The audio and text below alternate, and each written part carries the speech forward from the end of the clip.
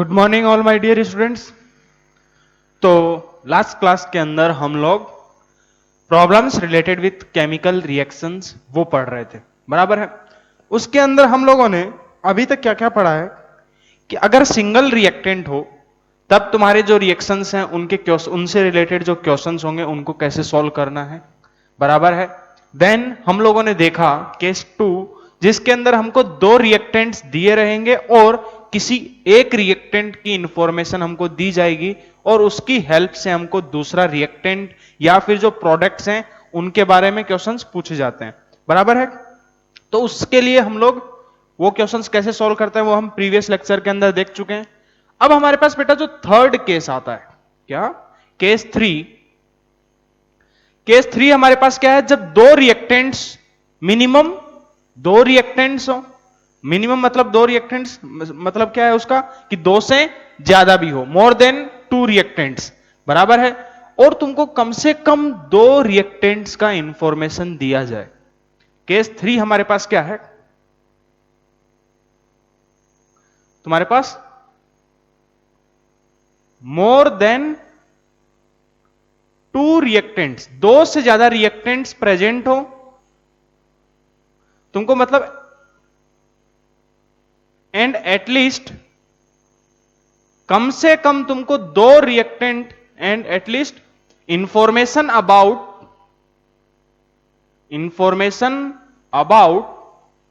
2 reactants are given, about at least 2 reactants are given. तब तुम्हारे जो क्वेश्चंस होंगे उनको कैसे सॉल्व करना है। तो ये जो तुम्हारे पास जो थर्ड केस है ये सबसे इंपॉर्टेंट केस है, सबसे ज्यादा महत्वपूर्ण केस है। यहीं से तुम्हारे मैक्सिमम क्वेश्चंस आते हैं। केस 1 और केस 2 से हमारे पास क्वेश्चंस कम आते हैं। केस 3 जो है वो हमारे पास सबसे ज्यादा इंपॉर्टेंट क्वेश्चंस है। तो देखिए समझने की कोशिश करना किस हिसाब से है। उससे पहले एक थोड़ा सा छोटा सा एग्जांपल लेते हैं। जैसे मान लीजिए आप और हम दोनों गए किसी एक मेले के अंदर। समझ में आ रहा है कि नहीं? क्या, जैसे मान लीजिए हम लोग गए किसी मेले के अंदर, ये आप हैं और ये मैं। मान लेते हैं कि आप 1000 रुपए लेकर के चले, ठीक है, और मैं 10,000 रुपया लेकर के चला जेब में। हम लोग घूमने के लिए गए, आप 1000 रुपया और मैं 10,000 रुपया लेकर के चला। अब क्या करते हैं, मान लेते हैं कि तुम मेले के अंदर गए, तुमसे ये 1000 के 1000 रुपए खर्च हो गए। क्या, हम लोग मेले में गए और तुमसे ये सारे के सारे पैसे खर्च हो गए, 0 रुपया बचा तुम्हारे पास। समझे क्या? अब अगर आपके पास पैसे खत्म हो गए, मान लो हम लोग इक्वल रेशियो में पैसा खर्च कर रहे हैं, मतलब अगर आप कहीं पे 100 रुपया दो तो दूसरी जगह 100 रुपया मैं भी, उस जगह पे 100 रुपया मैं भी दूंगा, बराबर है। मतलब हम इक्वल रेशियो के अंदर खत्म कर रहे हैं। तो अगर तुम्हारे 1000 रुपया खत्म हुए तो मेरे कितने खत्म हुए? मेरे भी 10,000 में से 1000 रुपया ही खत्म हुआ। मतलब मेरे पास कितना बच गया? 9,000 रुपया। अगर हम दोनों इक्वल अमाउंट में खत्म कर रहे हैं तो मान लो हम लोग इक्वल अमाउंट में खत्म नहीं कर रहे, मैं आपसे 3 गुना पैसा खर्च कर रहा हूं, 1:3 के रेशियो में हम लोग पैसा खर्च कर रहे हैं। तो अगर आपके 1000 रुपया खर्च होंगे तो मेरे कितने होंगे? 1000 के 3 गुना, तो कितना? 3000 रुपया मेरे भी खर्च हो जाएंगे। उसके बाद तो मैं भी फ्री में नहीं घुमाऊंगा आप लोगों को, ठीक है। मतलब मेरे पास बाद में कितना रुपया बचेगा? 7,000 रुपीज, बराबर है। अच्छा ध्यान से देखो, मेरे पास कितना रुपया बचा है ये डिसाइड कौन कर रहा है? मैं कितना रुपया खर्च करूं ये कौन डिसाइड कर रहा है? ये आप डिसाइड कर रहे हैं, है ना। जिसके पास कम पैसा है, जो तुम्हारे पास जिसका जल्दी खत्म हो रहा है, बराबर है कि नहीं। अगर मान लो तुम्हारे पास होते 20,000 रुपया और मेरे पास होते 10,000 रुपया, समझे कि नहीं। जैसे मान लीजिए आपके पास 1000 रुपए से पहले एग्जांपल से समझते हैं। तो इसमें हो क्या रहा है कि आपका 1000 रुपया खत्म हुआ तो उस टाइम पर मेरा कितना खत्म हुआ उस चीज को डिसाइड करने का पावर किसके पास है? आपके पास, बराबर है कि नहीं? उस चीज को डिसाइड करने का पावर किसके पास है? आपके पास। समझ में आ रहा है कि नहीं ये चीज? बोलो, रिलेट करने की कोशिश करना। बिल्कुल ऐसे ही यहां पर इसको भी समझेंगे। तो मेरा कितना पैसा खर्च हुआ वो कौन डिसाइड करेगा? आप। मेरे पास कितना पैसा बचा वो कौन डिसाइड करेगा? आप। बराबर है कि नहीं? मतलब आपके पास जो पैसा है वो क्या है? एक लिमिट में है, हाँ है ना? वो जल्दी खत्म हो जा रहा है। वो क्या हो रहा है? जल्दी सबसे पहले खत्म हो रहा है आपका पैसा। समझ रहे हो कि नहीं? तो बिल्कुल से वही कंसेप्ट हम लोग यहां पर लगाएंगे। चाहे तुम्हारे पास, अगर हम इक्वल रेशियो में खत्म कर रहे हैं, मान लीजिए हम लोग 1:15 के रेशियो में खत्म करते हैं, हाँ है ना? तो मेरे पास, या फिर 1:20 के रेशियो में, कितना? 1:20 के रेशियो में मान लेते हैं खत्म करते हैं, ठीक है? तो आपके पास था 1000 रुपया, मेरे पास था 10,000 रुपया। अभी हम किस रेशियो में खत्म कर रहे हैं? अगर आप 1 रुपया खर्च करेंगे तो मैं 20 रुपया। तो अगर आप 1000 रुपया खर्च करेंगे तो मेरे को कितना करना पड़ेगा? इसका 20 गुना, मतलब 1000 का 20 गुना, बराबर है कि नहीं? 20,000। 20,000 तो मेरे पास है ही नहीं, हाँ है ना? तो तुम्हारे पास जैसे ही तुम 500 रुपया खर्च करोगे, अगर हम 1:20 के रेशियो में आपस में खर्च करते हैं, जैसे ही आप 500 रुपया खर्च करोगे तो आपके पास 500 रुपया बचा। उस वक्त मेरे 10 के 10,000 खत्म हो गए, क्योंकि 500 का 20 गुना कितना होता है? 10,000, बराबर है? तो मेरे पास कितना पैसा बचा? 0, हाँ है ना? अब तुम लोग भी मेरे को फ्री में नहीं घुमाओगे, बराबर है? तो अभी जल्दी पैसा किसका खर्च हो रहा है? मेरा खत्म हुआ जल्दी पैसा। मतलब अब तुम्हारे पास कितना पैसा बचा वो कौन डिसाइड करेगा? अब मैं डिसाइड करूंगा। समझ में आएगा नहीं? क्योंकि मेरा अमाउंट, मेरा पैसा जल्दी खत्म हो रहा है, बराबर है क्या? तो यहां पर जो तुम्हारे पास जल्दी खत्म हो रहा है, यहां पर आता है हमारे पास कंसेप्ट ऑफ लिमिटिंग रिएजेंट। क्या? Concept of limiting reagent. Example से समझना। जैसे मान लीजिए मेरे पास एक रिएक्शन है A plus B converting into C plus D। मान लेते हैं ये मेरे पास एक बैलेंस्ड रिएक्शन है। मैं मान के चल रहा हूं कि क्या है मेरे पास? ये एक बैलेंस्ड रिएक्शन है, ये 3 और ये 4, ठीक है? तो आई होप थोड़ा बहुत ये तो समझ गए होगी कि है क्या चीज, कि कौन जल्दी खत्म हो रहा है, कौन बच जाएगा। इस चीज से हमारा कंसेप्ट रिलेटेड है। जैसे मान लीजिए, अब हम लोग केमिस्ट्री के अंदर बात कर रहे हैं, पैसा वैसा की बात नहीं करेंगे, हम लोग बात करेंगे किसकी? मोल्स की। मोल्स से रिलेटेड बात करेंगे। मान लेते हैं मेरे पास ए के कितने मोल्स हैं? 5 मोल। इनिशियली मैंने जब रिएक्शन करवानी स्टार्ट की तो ये जो रिएक्टेंट है ए, उसके कितने मोल्स हैं? 5 मोल। बी के कितने मोल्स हैं? मान लेते हैं वो भी कितने हैं? मैंने दोनों के इक्वल मोल्स लिए, बराबर है कि नहीं? क्या लिए मैंने? दोनों के इक्वल मोल्स लिए, मतलब ए और बी दोनों बराबर लेकर के चले जेब में पैसा। ए और बी एज अगर पर्सन की तरह सोचोगे तो क्या? बराबर पैसा लेकर के चले, ठीक है? अब ये तुम्हारे पास केमिकल रिएक्शन है। यहां पर हो क्या रहा है? जो ए का कॉफिशिएंट है वो क्या है? 2। बी का कॉफिशिएंट क्या है? 3, बराबर है? ए का कॉफिशिएंट 2, बी का कॉफिशिएंट 3। मतलब अगर ए 2 रुपया खर्च करेगा तो बी कितना खर्च करेगा? 3 रुपया। ऐसे ही मतलब पैसे से समझ रहे हो? जल्दी समझ में आता है, इसलिए पैसे से बता रहा हूं। क्या कि अगर ए 2 रुपया खर्च करेगा तो बी कितना करेगा? 3 रुपया। मतलब जल्दी किसका खत्म होगा?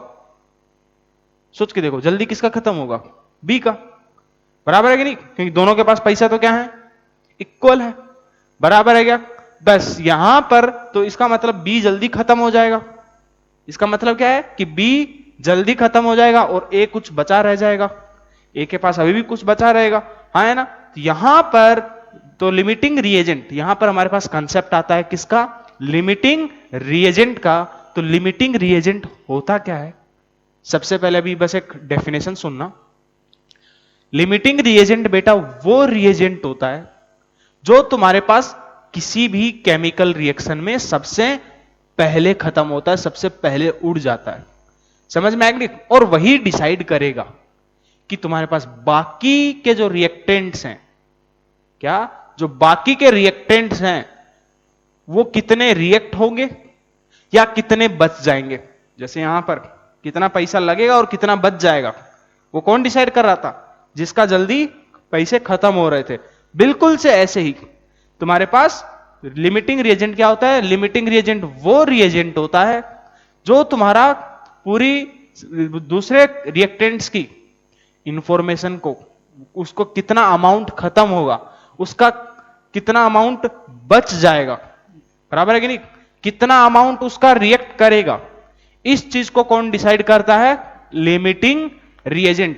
अच्छा, सी और डी जो प्रोडक्ट बने उसको भी उनका कितना अमाउंट बना। भाई अगर तुमने दुकानदार को पैसे दिए तो दुकानदार कितना कमाएगा, उससे उसका कितना आमदनी होगा, वो भी कहां से? इनडायरेक्टली इसी से डिफाइन हो रहा है, क्योंकि ऐसा तो है नहीं कि बाद में तुम जाकर के लुटा के आ जाओगे। हाँ है ना? तो बिल्कुल से वही है कि तुम्हारे पास जो प्रोडक्ट्स भी हैं वो कितने फॉर्म होंगे, कितने बनेंगे, उस चीज को भी कौन डिसाइड करता है? Limiting reagent. समझ में आ गया नहीं? तो सबसे पहले तो लिमिटिंग रिएजेंट क्या होता है, इस चीज को समझना जरूरी है, क्योंकि बहुत ज्यादा इंपॉर्टेंट कंसेप्ट है, समझे? तो क्या होता है लिमिटिंग रिएजेंट? लिमिटिंग रिएजेंट बेटा वो रिएजेंट होता है जो किसी भी केमिकल रिएक्शन में सबसे पहले खत्म होता है। समझे कि नहीं?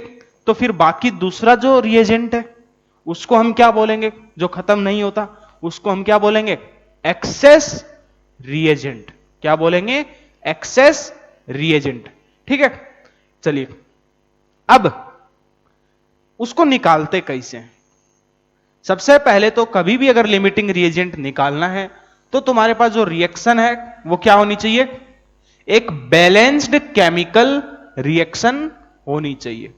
सबसे पहले तुम्हारे पास जो रिएक्शन होनी चाहिए वो क्या होनी चाहिए? एक बैलेंस्ड केमिकल रिएक्शन होनी चाहिए। समझे कि नहीं? तो एक काम करो, इसको मिटा देता हूं, अब बहुत हो गया पैसा पैसा। आई होप आइडिया लग गया होगा कैसे सोल्व करना है, क्या बोलना चाह रहे थे हम। तो सबसे पहले तो एक काम करते हैं, थोड़ा डेफिनेशन लिख ही लेते हैं।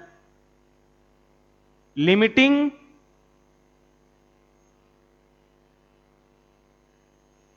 रिएजेंट, इसको हम बार बार पूरा नहीं लिखेंगे, इसको सिंपल क्या लिखते हैं?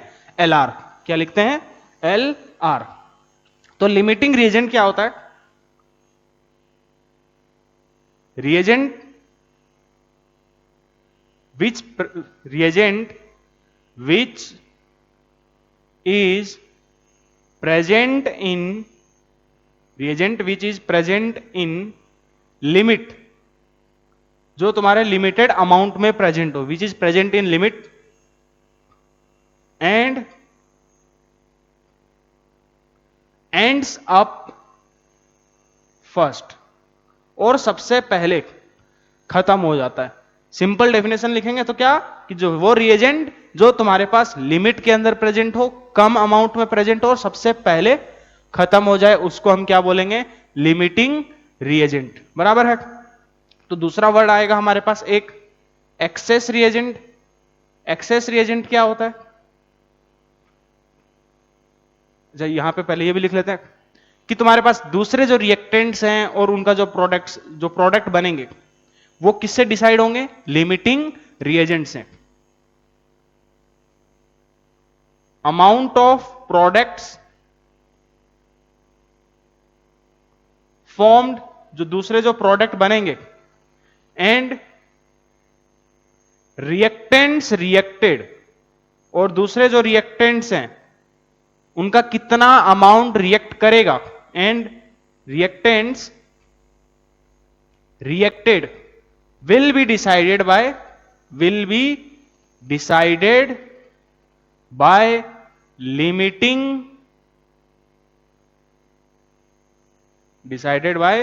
limiting reagent।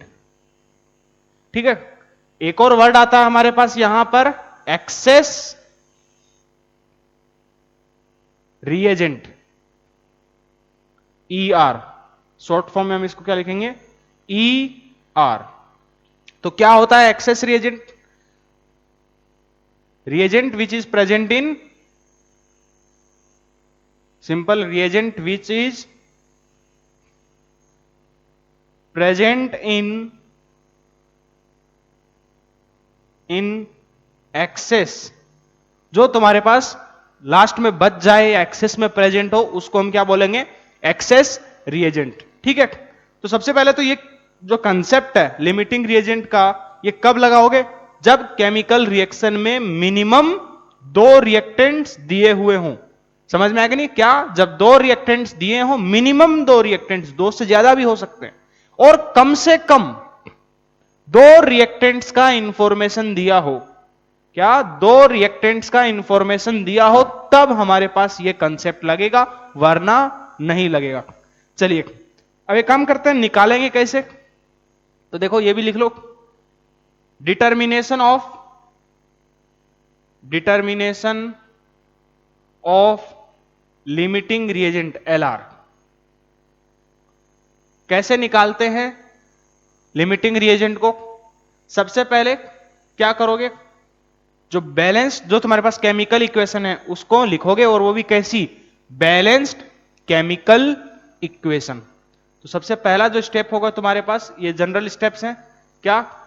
First right the balanced chemical equation.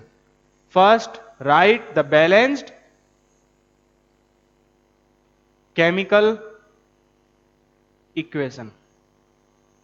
तो सबसे पहले क्या करना होगा तुमको? बैलेंस्ड केमिकल इक्वेशन लिखना पड़ेगा। फिर क्या? अगर तुम्हारे पास जो रिएजेंट्स हैं, जो रिएक्टेंट्स हैं, अगर उनके मोल्स नहीं दिए, हो सकता है डायरेक्टली मोल्स दिए जाएं, ठीक है? अगर मोल्स नहीं दिए हों तो सबसे क्या करना है? सबसे पहले क्या करना है? सबके मोल्स निकालने हैं, सारे रिएक्टेंट्स के मोल्स निकालने हैं। Determine the moles of reactants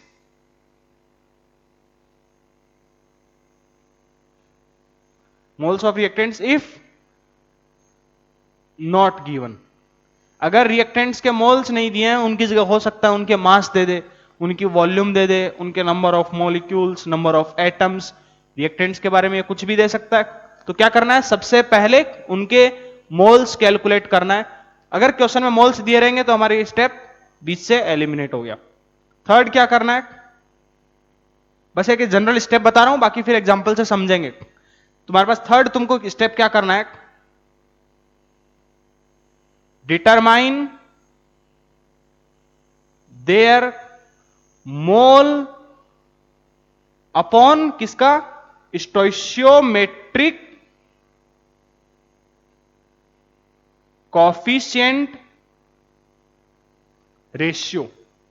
उसके बाद क्या करना है? मोल्स निकाल लिए, उसके बाद क्या करोगे? जो भी तुम्हारे पास रिएक्टेंट्स हैं उनके मोल अपॉन स्टोइशियोमेट्रिक कॉफिशिएंट का रेशियो निकालोगे। ठीक है?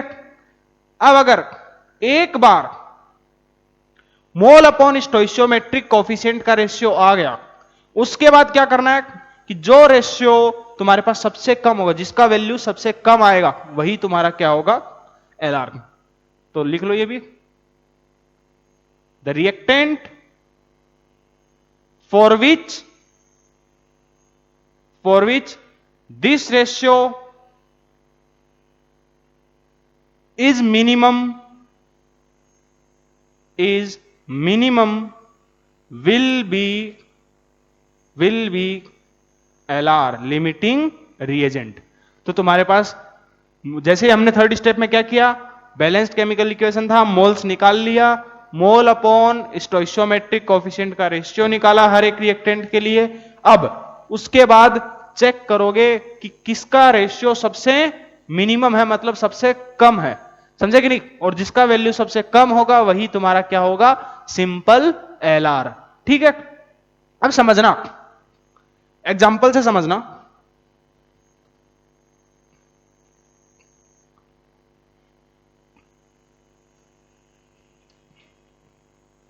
जैसे मान लीजिए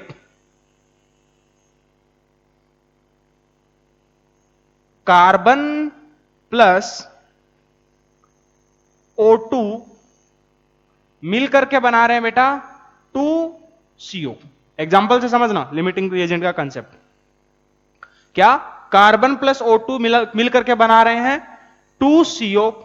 कार्बन का जो अमाउंट है वो कितना है 24 ग्राम, और जो ऑक्सीजन है उसका अमाउंट तुमको दिया है 96 ग्राम। क्वेश्चन लैंग्वेज की फॉर्म में कैसे रहेगा ध्यान से सुनना कि 24 gram of carbon is reacted with 96 gram of oxygen and calculate the amount of carbon monoxide formed. CO जो है कार्बन मोनोऑक्साइड, उसका कितना अमाउंट बना ये तुमको पूछा जाए। तो सबसे पहले क्या करना है, देखो दो रिएक्टेंट्स हैं, तुमको दोनों रिएक्टेंट्स के अमाउंट की इंफॉर्मेशन दी हुई है, बराबर है। तो सबसे पहले मतलब यहां पर हमारा कंसेप्ट लगेगा लिमिटिंग रिएजेंट का। तो सबसे पहले हमारा काम क्या रहेगा, केमिकल रिएक्शन को बैलेंस करना। केमिकल रिएक्शन को बैलेंस करते हैं, देखो ये लो 2 कार्बन, ठीक है। हो सकता है क्वेश्चन में तुमको बैलेंस करके दी जाए, नहीं दी जाएगी तो तुमको बैलेंस करनी पड़ेगी।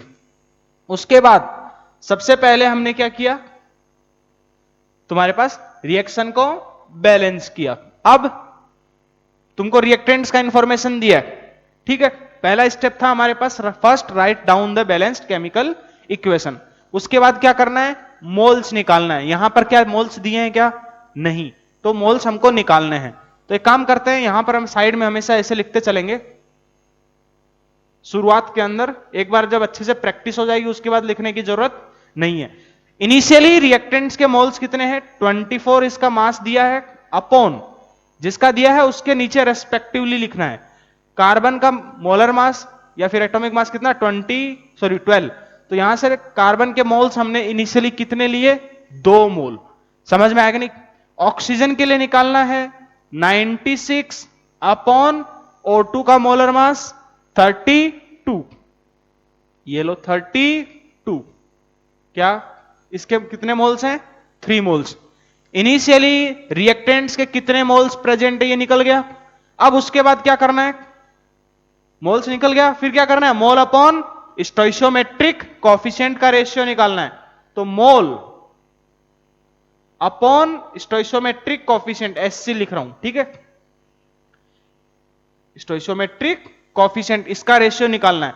तो क्या करोगे, कार्बन के लिए उसके मोल्स कितने हैं 2, उसका कोएफिशिएंट क्या है, कोएफिशिएंट क्या है 2 अपॉन 2, ये कितना 1। ऑक्सीजन के लिए उसके मोल्स 3, उसका स्टोइशियोमेट्रिक कोएफिशिएंट 1, 3:1 मतलब 3। किसका वैल्यू मिनिमम है, उसके बाद क्या है, the reactant for which this ratio is minimum, जिसके लिए ये रेशियो मिनिमम होगा वो कि कौन है कार्बन, उसके लिए ये वैल्यू कितना आ रहा है 1, ऑक्सीजन के लिए कितना है 3। तो ये तुम्हारे पास जो मिनिमम होगा वो क्या होगा हमारा LR। तो कार्बन यहां पे पता चल गया हमारा जो सबसे पहले खत्म होगा वो कौन होगा कार्बन, ठीक है। तो बस यहां तक हमने फाइंड आउट कर लिया क्या कि कौन LR है। ये जो स्टेप है वो हमारे केवल इसलिए काम आएगा लिमिटिंग रिएजेंट को पहचानने में, ठीक है। अब फाइनल मोल्स, फाइनली कौन बचा, मतलब मेले में गए फाइनली कितना पैसा बचा, ठीक है। तो जो लिमिटिंग रिएजेंट है उसका तो कुछ भी अमाउंट नहीं बचेगा, हाँ है ना, इसीलिए तो तुम्हारे पास लिमिटिंग रिएजेंट है, मतलब पूरा का पूरा खत्म होगा, ठीक है। तो इनिशियली हमारे पास इसके कितने मोल्स थे कार्बन के 2, LR के कितने मोल्स थे 2, तो फाइनली हमारे पास कितने मोल्स उसके बचेंगे 0 मोल्स, बराबर है। अब जो कुछ भी देखोगे तुम्हारे पास बाकी रिएक्टेंट्स को वो सब किसके रेस्पेक्ट में देखना है, लिमिटिंग रिएजेंट को ध्यान में रखते हुए। लिमिटिंग रिएजेंट कौन है कार्बन, कार्बन के कितने मोल्स, यहां पर हम इस रिएक्शन को कैसे पढ़ेंगे कि कार्बन के 2 मोल इसके 1 मोल के साथ रिएक्ट करते हैं, हाँ है ना, क्या कार्बन के 2 मोल इसके 1 मोल के साथ रिएक्ट करते हैं। तो कार्बन का 1 मोल ऑक्सीजन के कितने मोल्स के साथ रिएक्ट करेगा 1/2 मोल्स के साथ, यूनिटरी मेथड, बराबर है। कार्बन के 2 मोल्स इसके 1 मोल के साथ रिएक्ट करते हैं, तो कार्बन का 1 मोल ऑक्सीजन के कितने मोल के साथ रिएक्ट करेगा? 1/2 मोल्स। कार्बन के मोल्स कितने हैं? 2, मतलब इनटू 2, इतने मोल्स ऑक्सीजन रिएक्ट कर जाएगा, बराबर है। मोल्स थे कितने? 3 मोल्स। इतने मोल्स रिएक्ट कर गए तो बचे कितने? जितने मोल्स थे उसमें से कितने मोल्स रिएक्ट कर गए, मतलब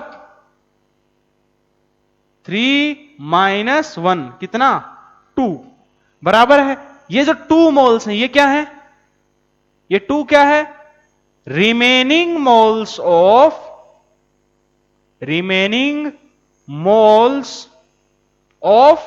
O2, बराबर है। 2 क्या है? Remaining moles of O2। और ये जो 1 है ये क्या है? ये है बेटा मोल्स ऑफ ऑक्सीजन।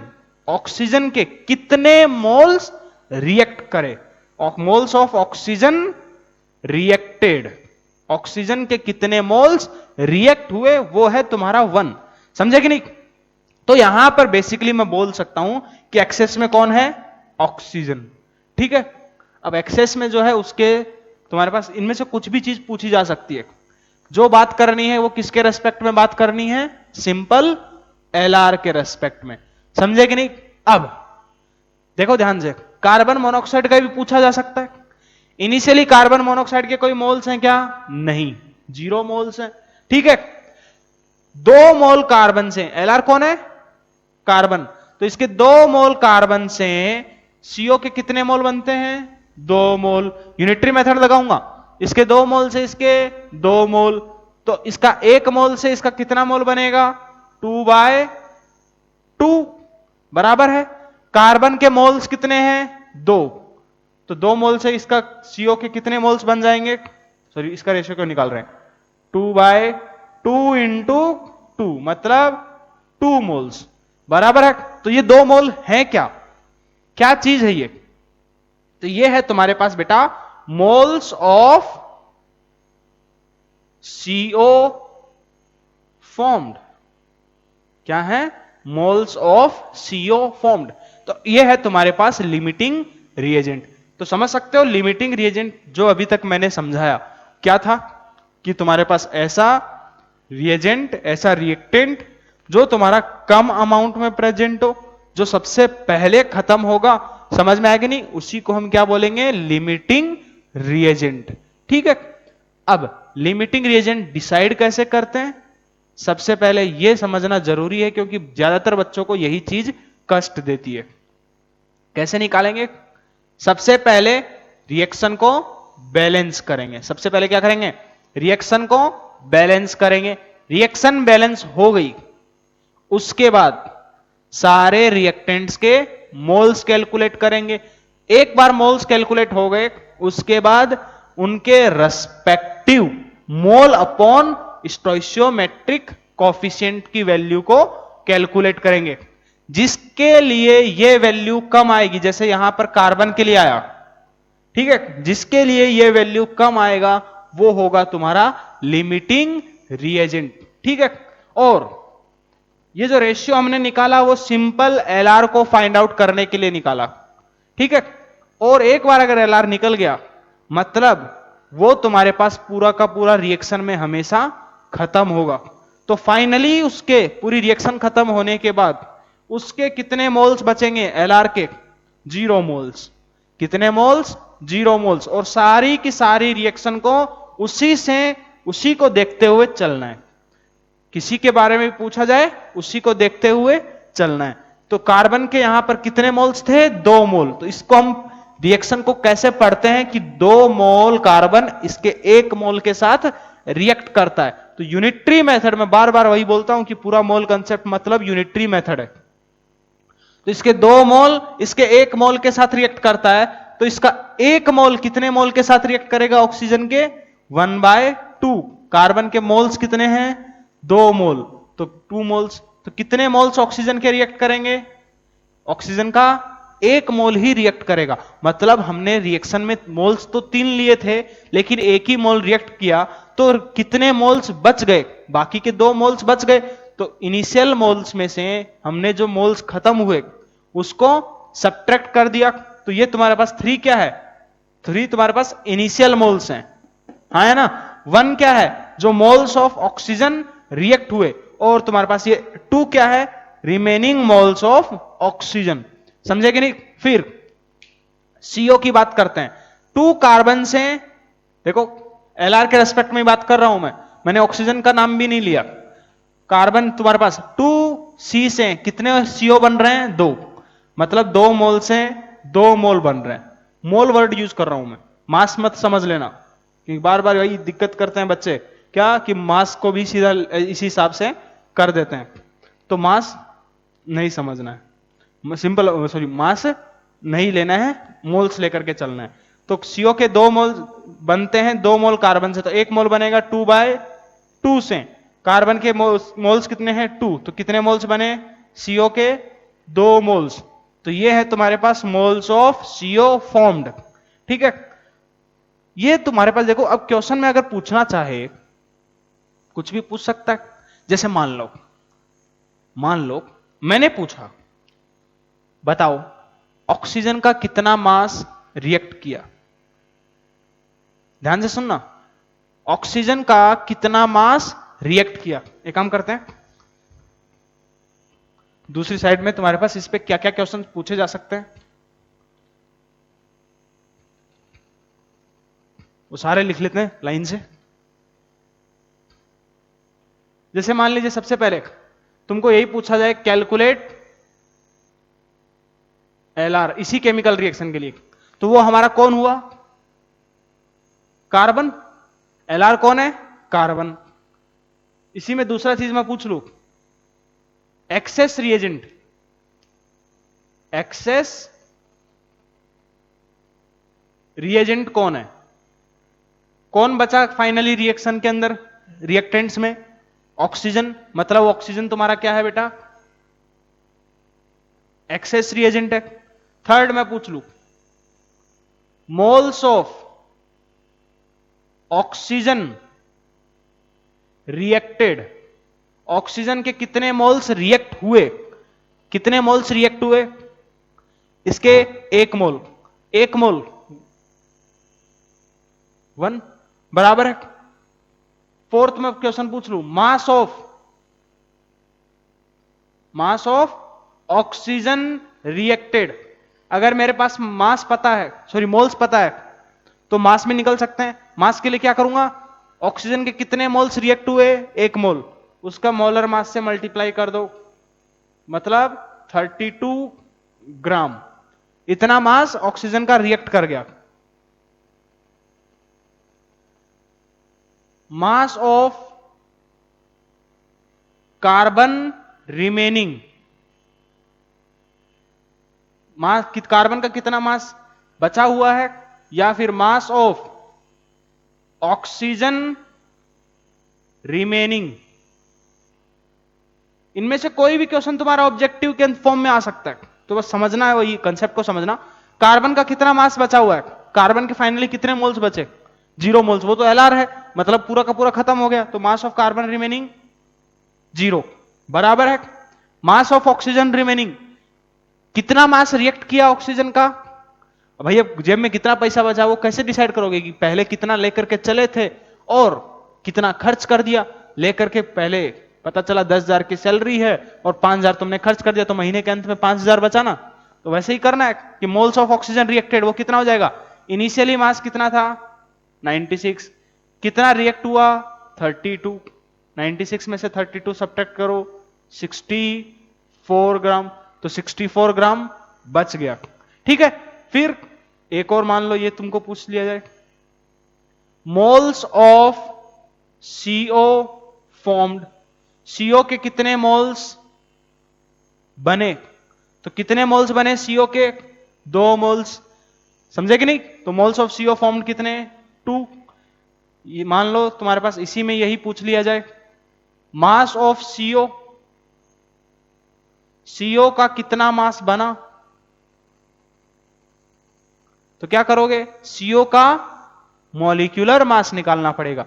CO का मॉलिक्यूलर मास, कार्बन का 12 प्लस ऑक्सीजन का 16, 16 प्लस 12 कितना हो गया 28, तो 2 इंटू 28 मतलब 56 ग्राम। मान लो 9th, अब थोड़ा सा यहां पर चीजें तुमको ज्यादा कंफ्यूज करने के लिए ये भी पूछ सकता है, volume of oxygen remaining at STP. STP के ऊपर तुम्हारे पास O2 का कितना वॉल्यूम बचा है, क्योंकि ऑक्सीजन क्या है, गैस है, कार्बन मोनोऑक्साइड भी क्या है, गैस है। समझ कि नहीं, उनके बारे में वॉल्यूम पूछ सकता है। पीवी इक्वल टू एनआरटी हम लोगों ने पढ़ा है। अब ऑक्सीजन रिमेनिंग पूछा है, क्या पूछा है, रिमेनिंग। रिमेनिंग पूछा है मतलब कितने मोल्स ऑक्सीजन के बचे हैं, 2 मोल्स, बराबर है कि नहीं, कितने मोल्स बचे हैं, 2 मोल्स। एट एसटीपी बोला है, 1 मोल वॉल्यूम, सॉरी 1 मोल का वॉल्यूम कितना होता है 22.4 लीटर, बचे कितने 2 मोल्स, तो कितना वॉल्यूम बचा हुआ है ऑक्सीजन का, 2 इंटू 22.4 मतलब सिंपल 44.8 लीटर, इतना वॉल्यूम बचा हुआ है। मान लो यहीं पर देखो ढेर सारी चीजें पूछ सकता है। मान लो 10th तुमको पूछ लिया, volume of CO carbon monoxide formed, carbon monoxide का कितना वॉल्यूम बना, तो कार्बन मोनो एट एसटीपी, ये भी लो मान लो मैंने एट एसटीपी, समझे कि नहीं।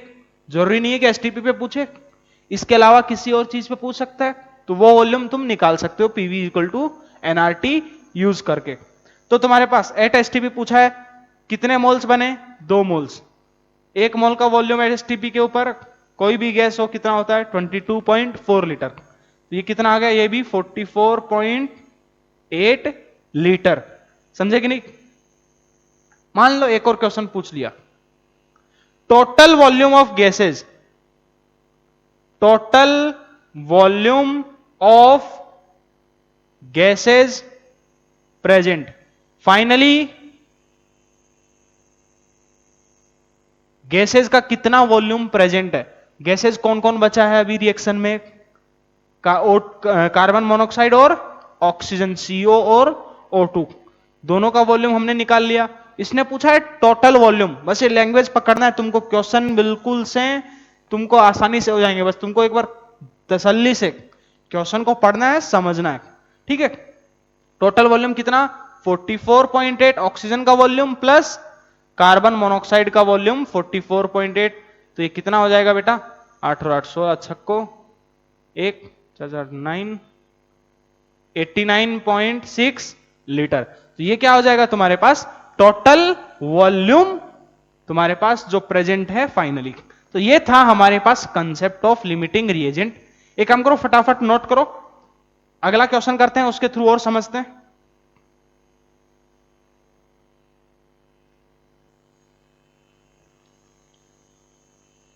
लिख लिया, चलिए देखिए अगला क्वेश्चन समझते हैं थोड़ा सा।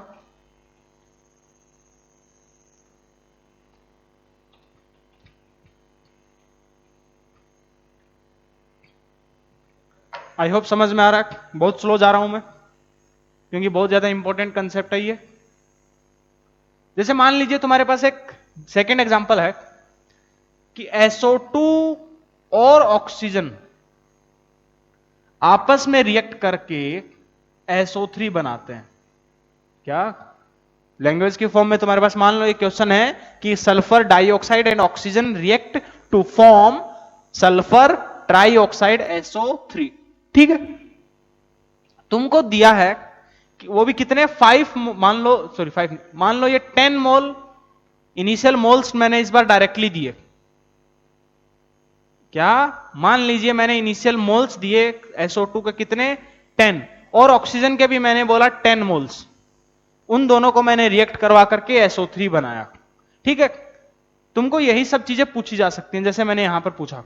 तो सबसे पहले तुम्हारे पास ध्यान से देखोगे तो 2 रिएक्टेंट्स प्रेजेंट है, रिएक्शन को देख सकते हो 2 रिएक्टेंट्स प्रेजेंट है, दोनों रिएक्टेंट्स की इंफॉर्मेशन दी हुई है।